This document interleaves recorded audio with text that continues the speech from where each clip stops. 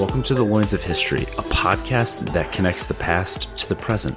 We're going to continue our series on the history of U.S. and Chinese relations, and last week we talked about the Taiping Rebellion and the influence of Western Christian missionaries on the culture of China.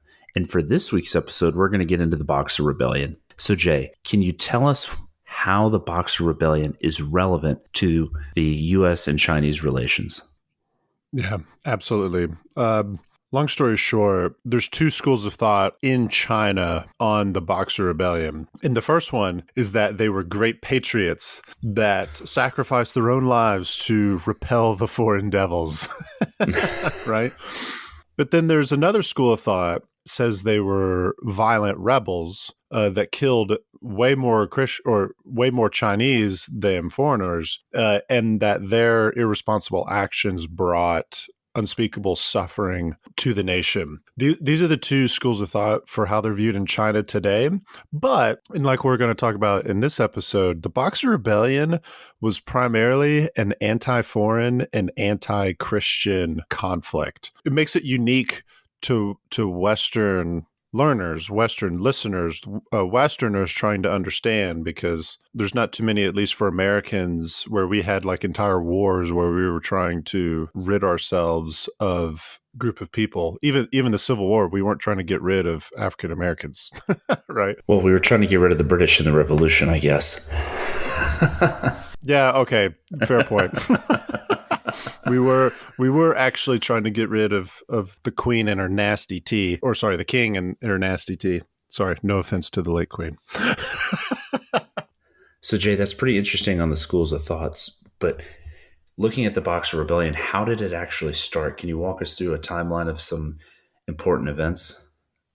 Yeah, let's actually tell the story here, because we Americans in particular, we hear about the Boxer Rebellion, but as what I learned in doing research for this episode was that we don't actually know anything about what happened.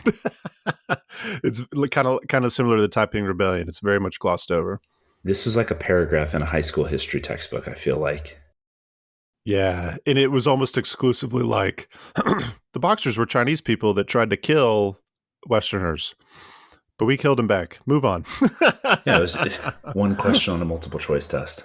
The story here is fascinating because the United States played a part, but kind of what we've been talking about in our last two episodes, the role of the United States relative to our Western and Japanese counterparts was American imperialism looks very different than European or Japanese imperialism in this space.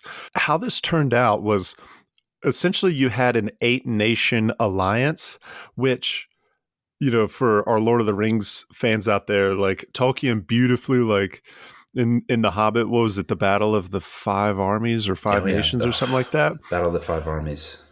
Imagine 9. Now, granted, 8 of those 9 were on one side. And not, it wasn't everybody for themselves type deal. But, you had an 8-nation alliance. In this 8-nation alliance, you had the Germans, the French, the British, the Russians, the Japanese, the Americans, the Italians, and the Austro-Hungarians. That was the formal 8-nation alliance. You also had somewhat involved, but not as officially part of the 8-nation alliance. You had the Dutch, the Belgians, and the Portuguese, who all had interests in China. All of them played some kind of role within the Boxer Rebellion. And they were all on the side of suppressing this rebellion. So it's a fascinating period that kind of culminates in this siege that takes place in Beijing that we'll get to, called the Siege of the International Legations. And it was a 55-day siege where a few hundred soldiers held off tens of thousands of Qing and Boxer soldiers. Super interesting. So it's interesting. I do want to make one point. It's interesting if you look at that 8-nation alliance, politics and the alliances within Europe at the time a lot of these countries were not at this point not enemies. However, they were not exactly friendly, as we would say. Mm-hmm. So, like, at this point, the Germans and the French had fought a war in 1871, the Franco-Prussian War, just 30 years before.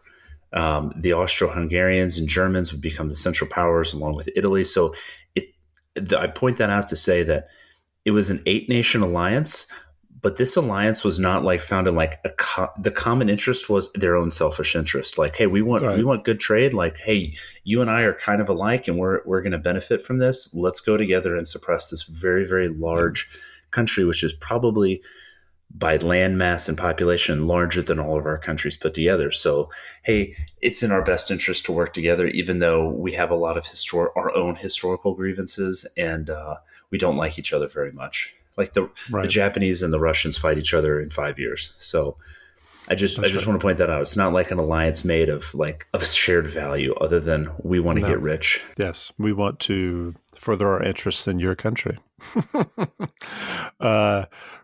No, that's a good point. All right. So in our last episode, we kind of talked about American relations with the Chinese kind of in the second half of the 1800s. And some of the things that we talked about in that episode was growing missionary influence in China.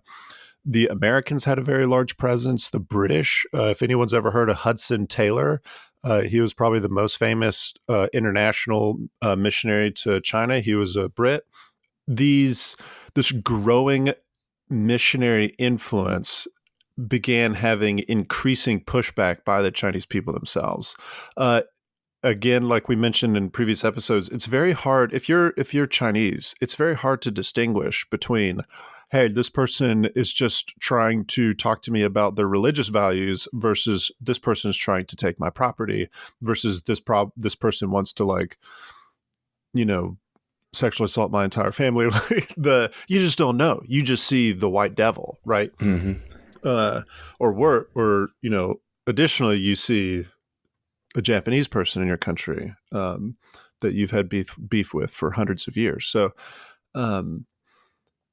this growing influence, Chinese culture responded in a couple ways, but one of them was the creation of these martial arts societies. And they initially began as anti-banditry, which banditry has been a thing very similar to like Korean and Japanese piracy, where but in the Chinese countryside, these bandits for thousands of years, it was a thing. You would just kind of make your living by stealing things from people and selling it on the black market, so to speak. But they formed as these anti-banditry societies, but then the people began, seeing the weakness of the Qing Dynasty. They wanted people to, push back against the foreign influence.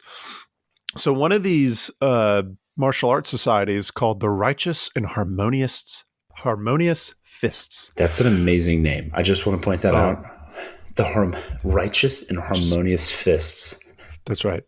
Yeah, we are much less eloquent and flowery in our language over here. I think English language in particular, from our, we get this from our Brits. We're much more Spartan. We're laconic in our. We value brevity, whereas Righteous and Harmonious Fists, love it. So they began to form, and there were quite a few others. We'll actually talk about one more in this episode, the Big Sword Society, because they played a role here too. But the Righteous and Harmonious Fists became known as the Boxers. And historians think that American missionaries were actually the first ones to start using the term boxers, because these men that would join this martial arts society, they would practice various forms of physical training and martial arts. And their slogan was "Restore the Qing, repel the foreigner." And they gained a lot of support, specifically in the Shandong Peninsula, which east coast of China, maybe halfway, a little over halfway up the Chinese coastline. It's considered northern China. That was where the Boxers got their original start. Go ahead. From the Taiping Rebellion, really since the Opium Wars, the Qing Dynasty has been in a serious decline. And now after the Taiping Rebellion, there is an economic crisis where you have a lot of, as they said, unemployed young men. Young men have too much time on their hands. They typically get kind of radicalized. And so this was like a powder keg waiting to happen. So you have this foreign influence coming in, eroding their cultural values, contributing to this spiritual warfare, or the spiritual war, as Mao Zedong called it. They probably saw their grandparents killed in the Taiping Rebellion. And now for decades, at this point, decades, they've lived through economic crisis, and they've had this basically impotent Qing Dynasty ruling over them that can't do anything about it. And there's also been, I believe there's a famine, there's a massive flood in the Yellow River that just caused a lot of food shortages. So like all of these factors are playing a part, and suddenly now you've got this powder keg, and you just need a spark. You just need 2 German missionaries to get killed, and suddenly it's a full-blown rebellion. So I just wanted to point that out, that there's already these other factors contributing to this unease. Yeah, it pains me that we can't talk about more in our podcast, because the Japanese and the Qing had just fought a major war over Manchuria, the First Sino-Japanese War, and a lot of people died. So there were multiple wars, multiple famines, multiple floods, and natural disasters. It is not a good time in China. So to your point, Colin, about the unemployment, bad things happen when unemployment gets super high. So this the Boxers, or the Righteous and Harmonious Fists, began to gain power and win over the hearts and minds of the Chinese people. So in 1897, a crisis happened. So some fellas from a different martial society called the Big Sword Society, they stormed into a German mission and killed 2 missionaries. This became known as the Juye Incident. And this kind of started the domino effect, if you will, to what led to the Boxer Rebellion, because the Kaiser's response to this Juye incident was to demand concessions. Germany, from Germany's perspective at this time, from a national standpoint, they felt like they were late to the colonization game.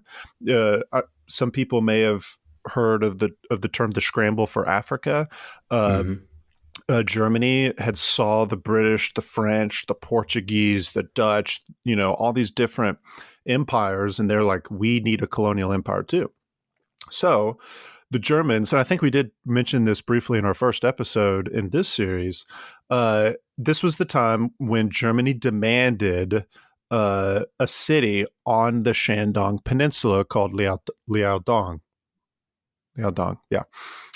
It's one of the major cities in there, and he's like, "Hey, we, as reparation for killing 2 of our missionaries, you're going to give us this entire city," because he saw Hong Kong, he saw Macau.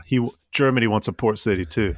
It's interesting that they use 2 missionaries getting killed. That's bad, but that they demanded that they want this large land port. It's almost kind of like they saw this as an opportunity from a dying. Yeah, it was very opportunistic.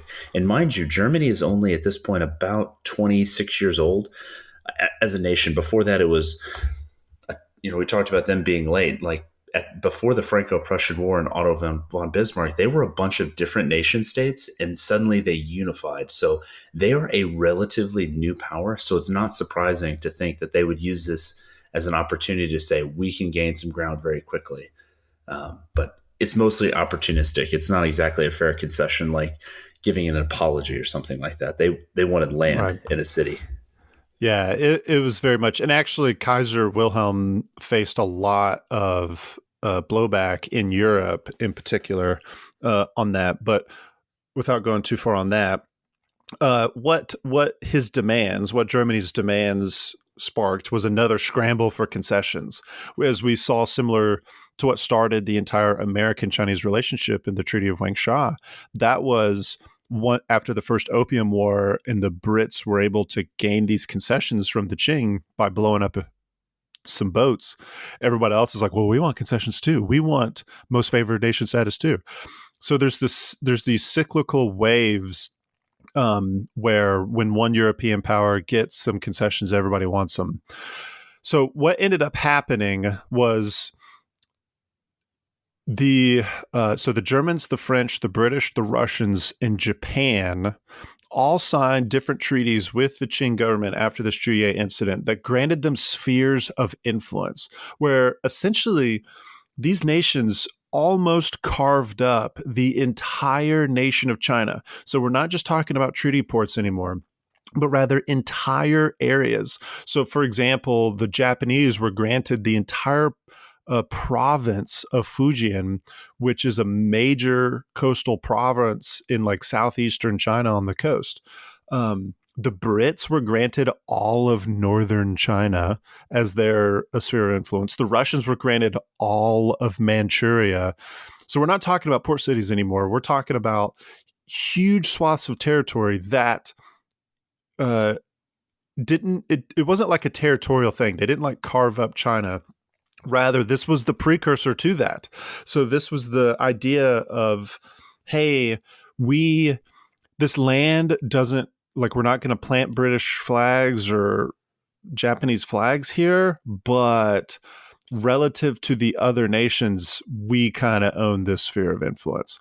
The United States did similar things with the Monroe Doctrine. We basically called all of Central and South America, the entire Western Hemisphere, under the American sphere of influence.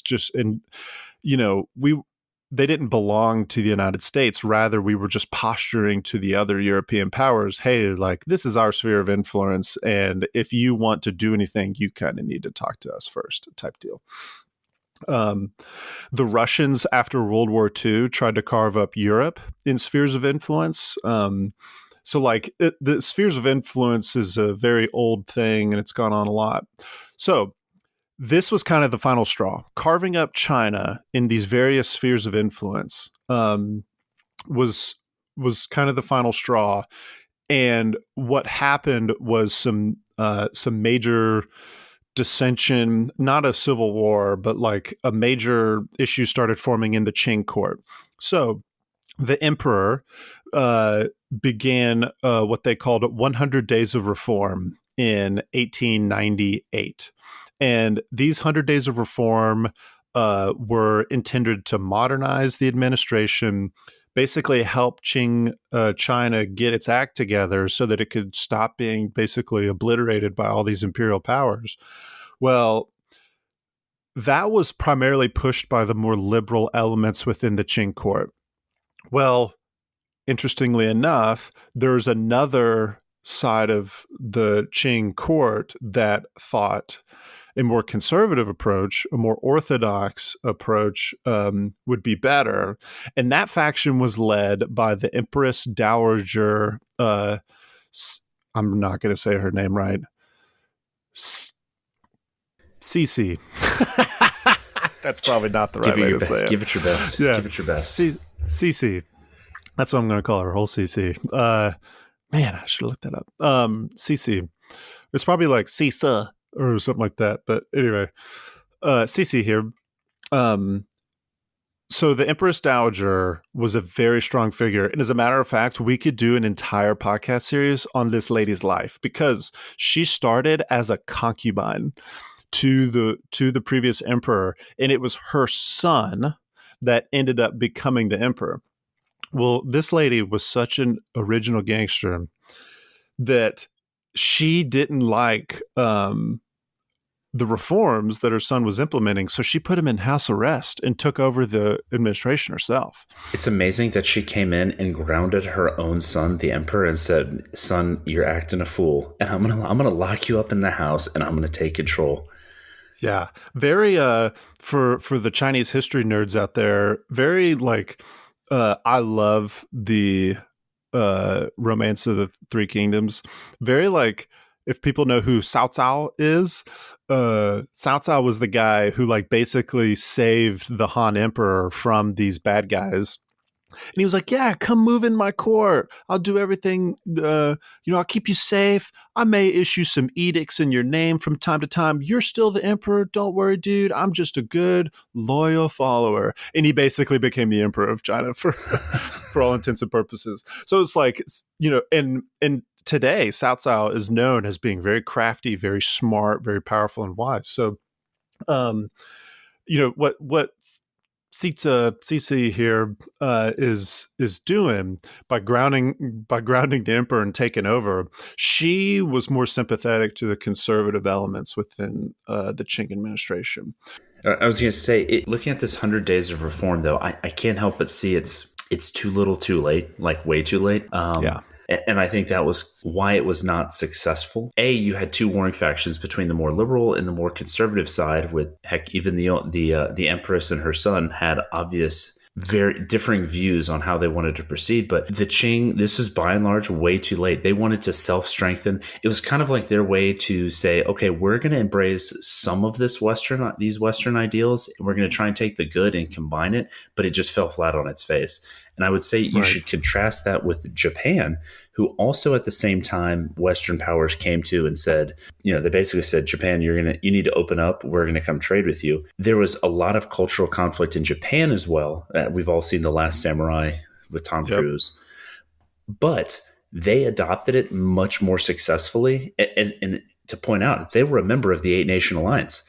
Yeah. And they modeled their military after Western militaries, and they brought in the outside influence, but at the same time managed to keep a lot of their culture intact. And they were successful, but the Chinese were not. And you can see where it altered the trajectory of the two countries. Yeah, it might be worthwhile, maybe in a future episode, to kind of compare and contrast Chinese relations with the West and Japanese relations with the West, because just listening to you talk in the Meiji Restoration, for the most part, Japanese posture was, we're going to learn from the West. Yes, exactly.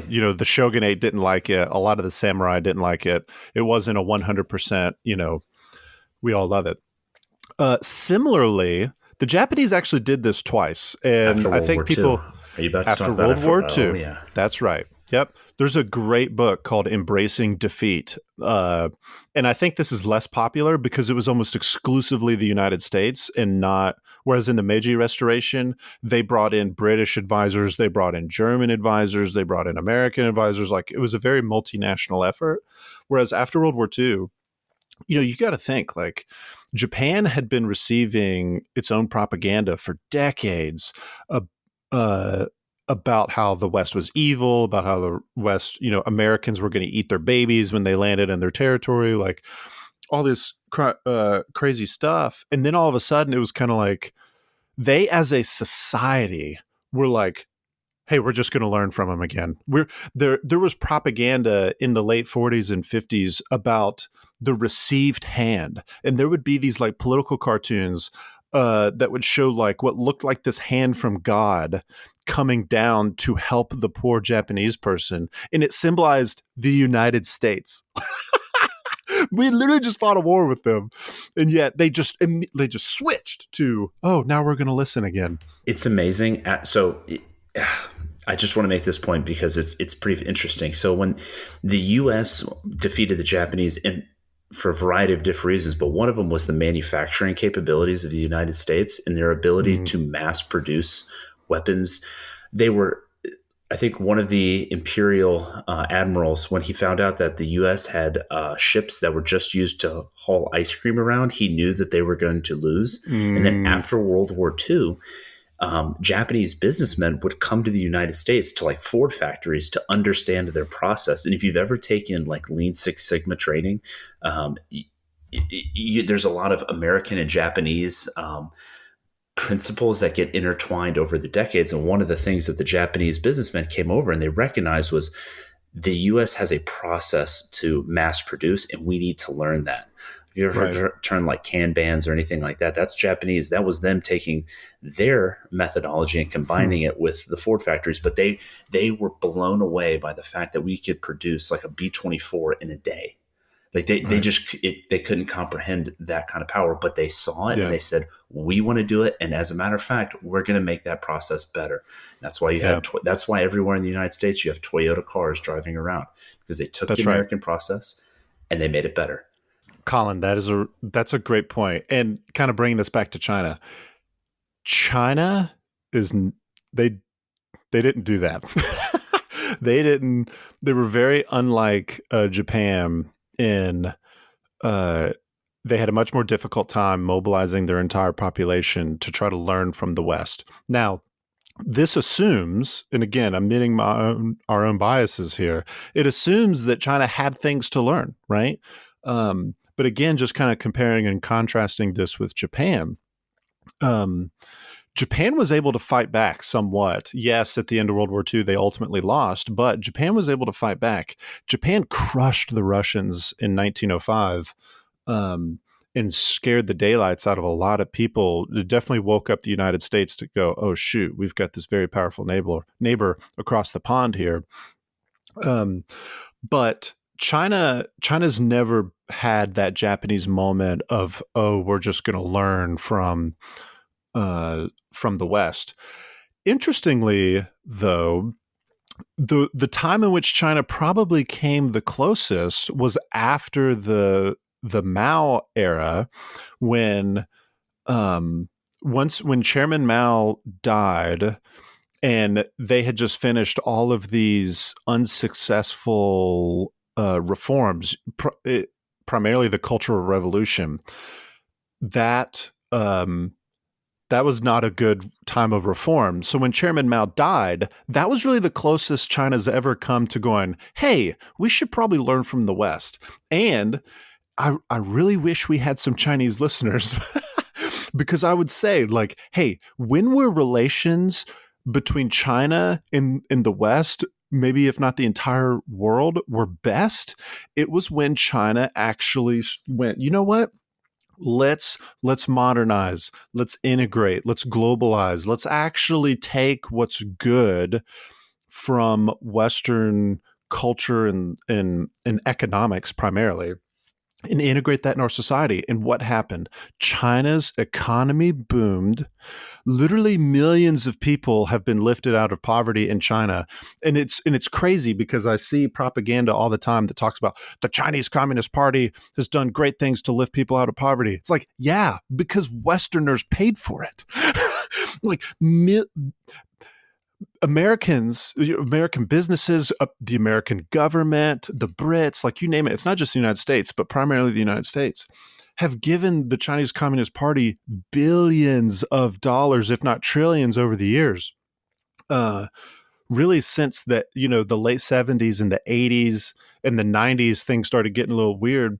And then, of course, in 2000s, it was like, we're kind of suspicious now. But the point being is that when China did... Maybe they're not our best friends.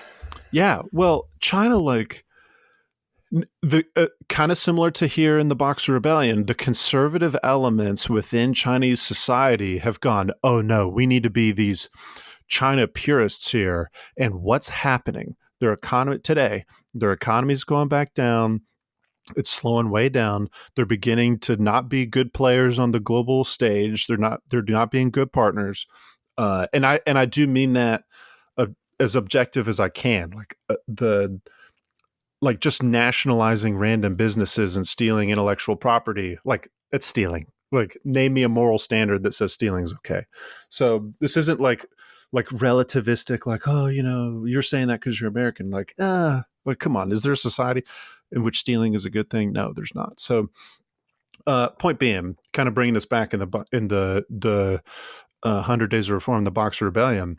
This 100 Days of Reform was intended to, hey, we need to wake up and fix some things. And the conservative elements within the Qing administration were like, no, this sucks. We're going to fight back, because that's what the Chinese people, the peasants, wanted. So the Empress Dowager took over, put the emperor under house arrest, and things began to sour between the Qing administration and the foreigners.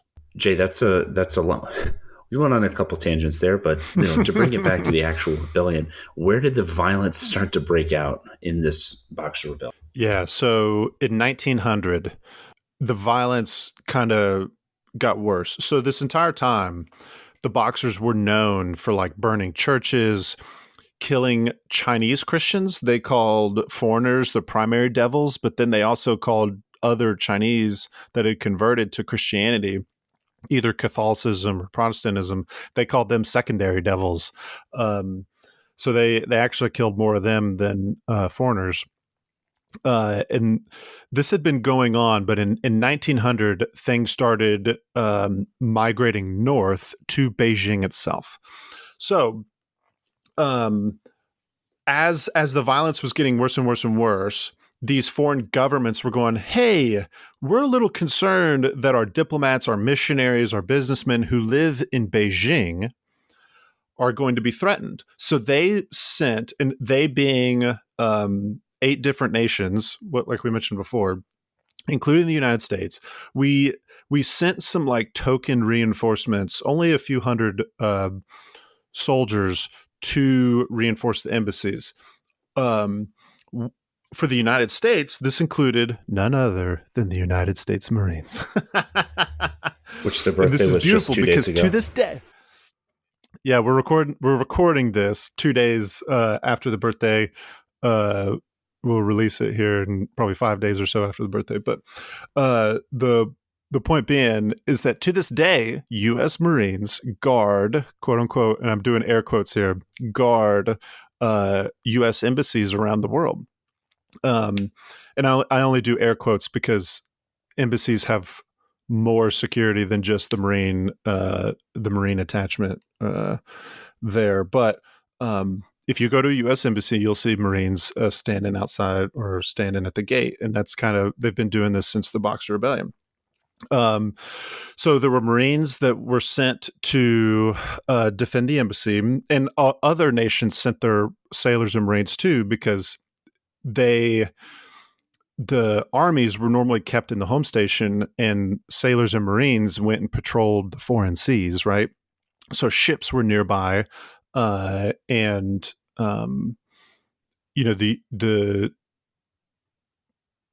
ships were nearby, and that's why we sent the Marines. Well, the Boxers began to attack Beijing. So there was these growing things, and the Qing administration was kind of caught between a rock and a hard place. The conservative elements within the administration supported the Boxers, but they were trying to not upset the European powers, right? Because every single time the Qing had upset the European powers, it ended up with a further erosion of authority, a further erosion of influence within their own country, and they were just trying to keep the peace. Well, in June of 1900, the Boxers kind of attacked, and this is what began what's known as kind of what I mentioned before, the siege of the international legations. And you were getting, foreigners shooting at Boxers and other Chinese people. Didn't the Boxers believe that they were invulnerable from like gunfire? Even though some of them used rifles and stuff, they thought they were like invulnerable. So they had like this divine protection for them to attack the foreign devils. Yeah. It's super interesting in Chinese society prior to the communists was they would always invoke heaven. There's the spiritualistic aspect to Chinese society that's not necessarily religious in the formal, like, liturgical sense that is familiar to Westerners. Rather, it's more ambiguous, almost like the Force in Star Wars. That's probably unfair, but like it's this ambiguous kind of blurry force in the world that's ever present in Chinese society. It's what helps us understand this mandate of heaven, right? And the Boxers would appeal to this spirituality and claimed, almost fatalistically that, right was on their side, heaven was on their side, and that heaven would protect them. And they claimed to be invulnerable to Western bullets. Well, that's why I bring it up, because well, that's kind of why I bring it up, because in this siege, there was thousands of Boxers have besieged the Eight Nation Alliance here, and there's only a couple hundred troops. How did the Eight Nation Alliance? I keep saying Western powers, but keep forgetting that Japan is technically part of this. So, how did the Eight Nation Alliance? Japan's respond? in there, yeah. Japan's in there. So, how did the Eight Nation Alliance respond to this siege? Because it was going on for weeks. Right.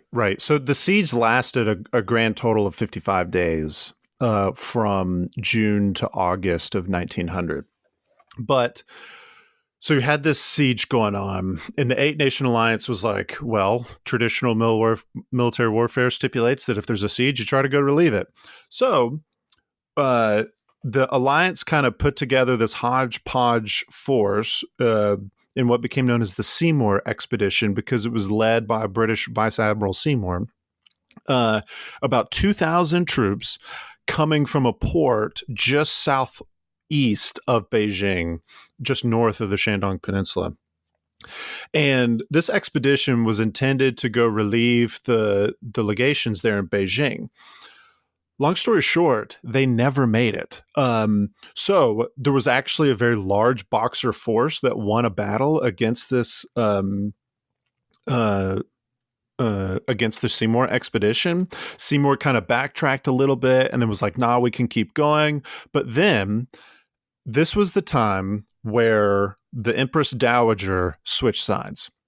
So she went from being, in the Qing administration, went from being nominally supportive of the Western powers to then she just straight up declared war on the Eight Nation Alliance, which from an American standpoint, this helps us understand China. And what I mean by that is that, like, things are not always as they seem. And what seems from one perspective to be totally out of left field actually has a logical explanation behind it if we stop and go like, wait a minute, the Chinese actually aren't irrational. They just don't think the same way that we do, but there is a rationality behind it. Well, and that's why I've been saying this whole time. Go ahead. I was going to say, it's funny you say, like, the way the China, I think it was the first episode, the Chinese just sort of swallowed you up and they kind of looked at foreigners. That's kind of what happened in practical terms. That's what happened with the Seymour expedition. They started venturing deeper into China, and then suddenly they switched sides. And it's like, okay, now we have a few thousand troops basically on their own in the middle of China, surrounded by a now hostile force with no support.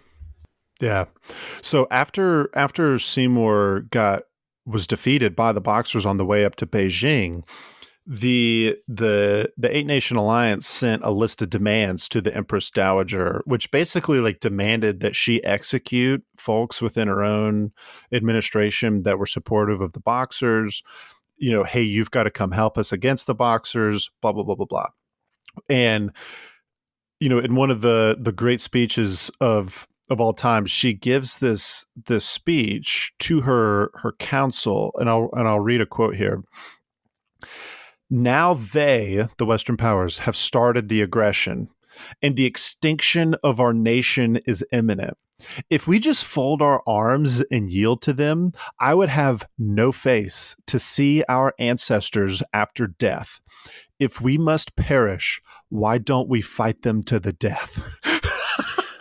Three things. This is like, I want to say about this that. This is fascinating. Three things. Go ahead. One, that's incredibly motivational, a fight to the death. Two, it's interesting that she says, like, their nation, she was saying that their nation would be destroyed.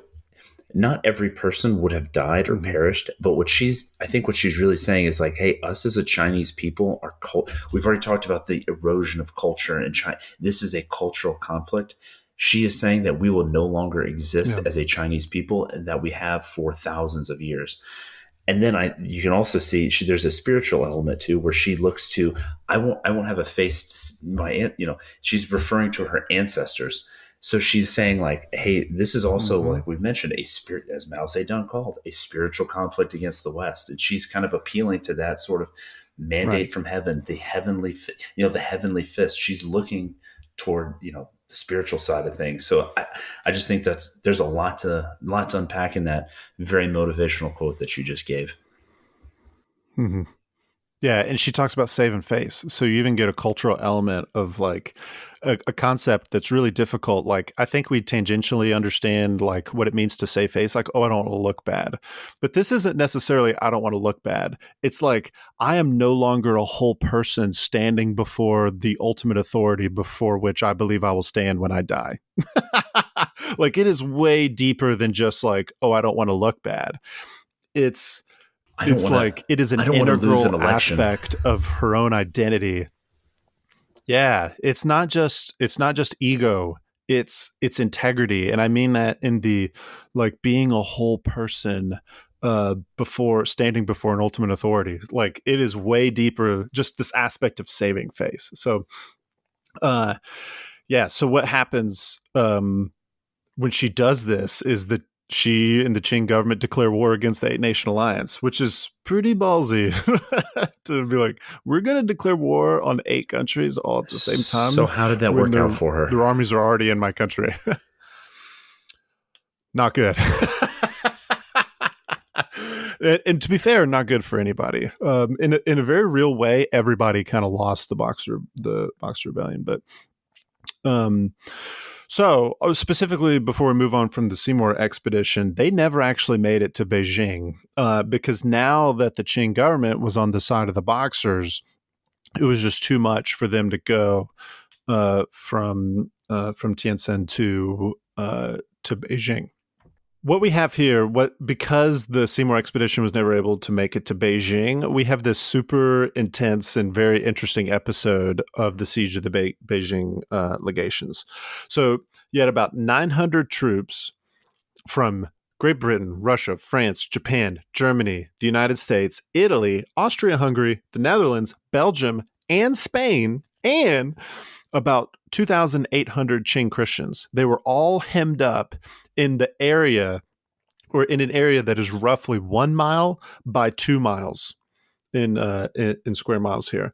This is not a very large space for, roughly 3,000 people. Those are just the combatants, not counting the missionaries, the diplomats, the business folks that were hemmed up in this legation as well.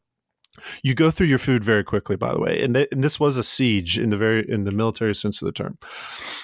Lots of fighting. There was an episode where U.S. Marines repelled this assault from one of the walls. There was this one piece of artillery that was known as the international cannon because it's the wheels were made in Italy. The bronze was, or not the bronze, but the cannon was smelted in Great Britain. The crew was Americans. The bullets were from Russia, it was just kind of like this international hodgepodge. There was an unknown number of Boxers in Qing that were that had sieged this legation. Some estimates are around 20,000. That's the best number. That's what one American who was at the scene estimated, but that's really hard to tell. So you had about 3,000 versus 20,000. This lasted about a month until there was an armistice, and there was still some occasional fighting for the remainder of the 55 days, but by and large, everybody just kind of stopped shooting at each other, but the legations were still starving. For the sake of time, the siege ended when a much larger expedition called the Greenlee Expedition finally came to relieve the siege. And that expedition had about 20,000 soldiers, much larger than the 2,000 of the Seymour expedition, to relieve the siege. At the end of the siege in August of 1900, the Empress Dowager decided to move the court from Beijing to Xi'an, which is a little bit further west up in the mountains.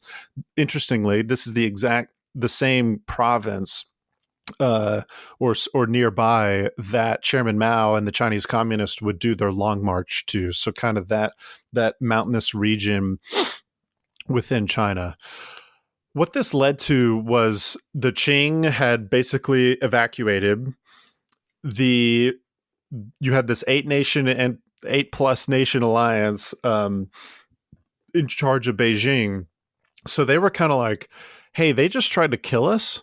We're going to just start taking things and get retribution at our own hands. So this international nation just kind of fanned out along the Beijing countryside. Really, this huge area amongst all the province or the province there, and what you get is a really bad thing of history, and I'll cover very quickly. Essentially, all the nations began rape, pillage, and plunder. It's difficult to tell who was doing what and which nations were worse because all the nations essentially just started pointing the fingers at one another. This is one of the earlier conflicts in which the press was actually there, and this created an uproar back in the United States, in Europe as well. You had people like Mark Twain and Vladimir Lenin all speaking out against what the nations were doing in China after the siege here. And you got to think, like, for China, the lesson learned here is because we were weak, we were raped, pillaged, and plundered by the foreign devils. So that's the lesson. It's not a good lesson to take away. Yeah,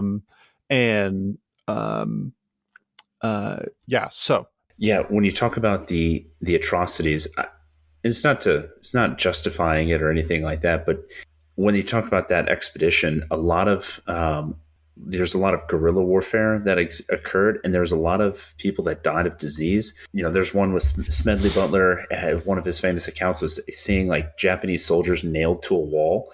I kind of think that a lot of the subsequent mutilation and raping and pillaging of China by these 8-nation alliance was done out of anger and frustration. So it sort of just escalates the situation because a lot of them that were dying, like getting picked off, and there was a lot of torture that was occurring for these 8-nation alliance for invading a country that the Chinese and the Boxers saw they were the enemy, so we're going to teach them a lesson. And then suddenly they're winning the battle, and now suddenly they're going to get they're now going to take their pound of flesh in retribution, as well as some artifacts. So it's more of just an explanation of how a lot of these conflicts will escalate. And unfortunately, like you said, if you're weak and you lose, anything that you've doled out you can expect to be given a lot worse. So you're right. I think the Chinese kind of looked at that and said that, and then with the Japanese invasion in World War II and the rape instances like the rape of Nanking, they said never again. We're not going to have this. That's probably why they want to take a position of strength, is saying like, we looked at this and this is bad.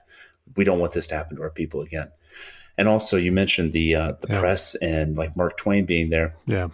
I think it was Fulbright who established, actually, with the indemnity that the U.S. put on the Chinese, they actually used that to help, that they paid off early, by the way. They actually used that to fund scholarships for Chinese Americans to go to school. It was done by Fulbright. So I thought that was kind of interesting, is just to show like the U.S. looked on it very unfavorably. And there were a lot of war crimes, and it was kind of like, okay, this is bad. How do we atone for this? Yeah, no, and let's talk about that indemnity real quick, because that's kind of how the Boxer Rebellion concludes. So the Empress Dowager signed what became known as the Boxer Protocol in September of 1901. So from really September of 1900 to September of 1901, that was a long period of kind of uncertainty. There weren't like any real major battles necessarily that took place in the traditional sense. Rather, it was just kind of small skirmishes, pillaging, etc. So in 1901, the Empress Dowager signed the Boxer Protocol.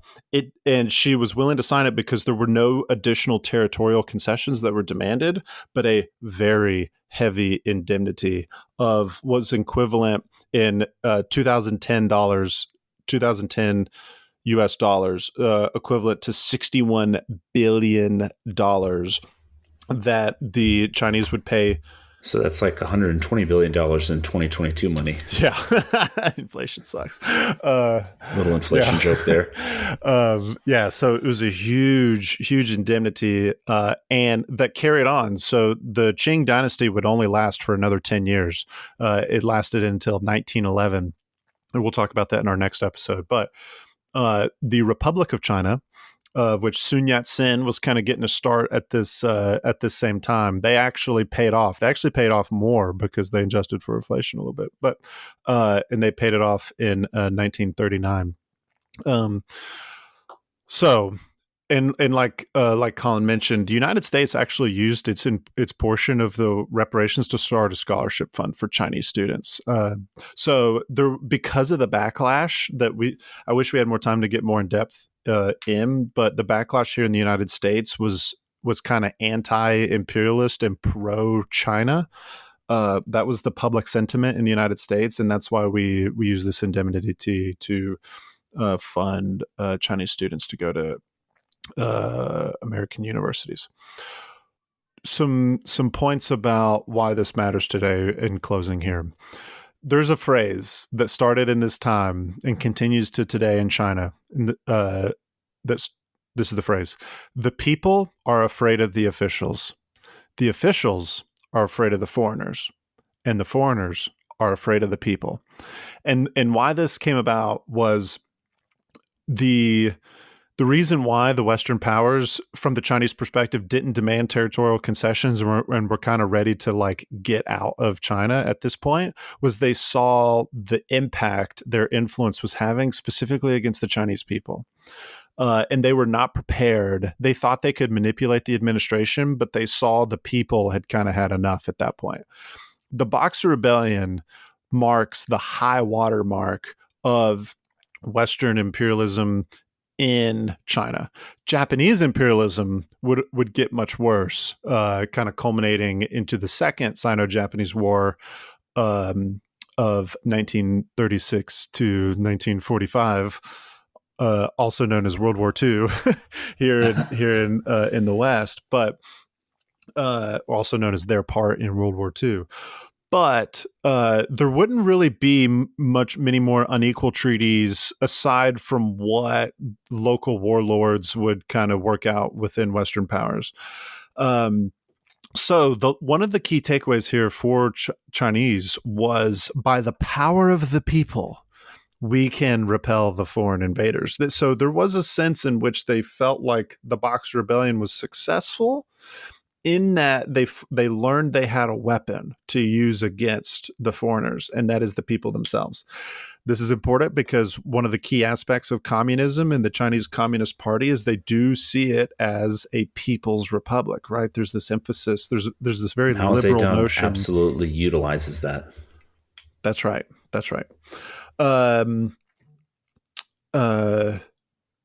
Kind of furthermore, what we see here is the Qing Dynasty is on the verge of collapse. And as we'll get to in our next episode, the Qing Dynasty collapse and multiple warlords begin taking over. And yeah, we'll get into more further episodes, but this was very much the final straw in the Qing Dynasty. One last little anecdote just for American policy.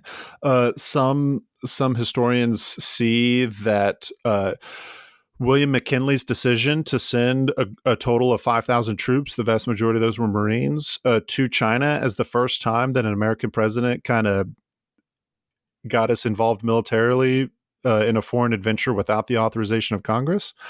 So fun fact there.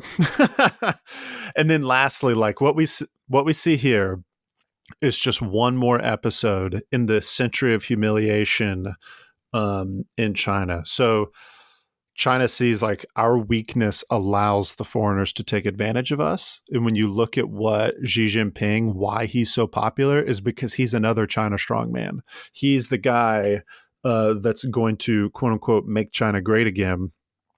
And restore China to its position of power, in on the global stage. This is why Vladimir Putin was so popular. This is why Donald Trump was so popular. Not trying to equivocate these gentlemen. I'm just trying to say, like, the narrative of we need a strong leader to make our country strong. It's the same narrative in all three of these different countries and all three of those different leaders. So, and they look back to the Boxer Rebellion to kind of help justify that. Jay, thanks for that. That was a great episode. Honestly, learned a lot about the Boxer Rebellion and why it's so significant in this chapter of U.S. and Chinese relations. And like you said, the high watermark for foreign influence in these 100 years of humiliation for China. So I hope you as the listeners enjoyed this as much as we enjoyed researching this. We are going to talk next week about the collapse of the Qing Dynasty, the subsequent internal strife within China, and the rise of the Republic of China in the decades leading up to World War II. A lot happens there, so stay tuned. I hope you're enjoying this series. Also, if you are on social media, Jay and I are on Facebook and Twitter and Instagram. So give us a like, a follow. I think we also are on YouTube as well. We post there. So if you'd like to listen to the episode on YouTube, if you do like what we're doing here at the Loins of History, please give us a 5-star review. Definitely helps the algorithm, helps get the word out and the messaging out. Give us any feedback on what you think about the episode. You can hit us up on social media if you have different ideas or questions or want us to expand on anything in one of our future episodes, or just chat with us directly. We have a Patreon page that you can support us, or through Anchor. And again, we really do appreciate you listening, and we hope you're enjoying the series. Thank you all, and look forward to talking with you next week.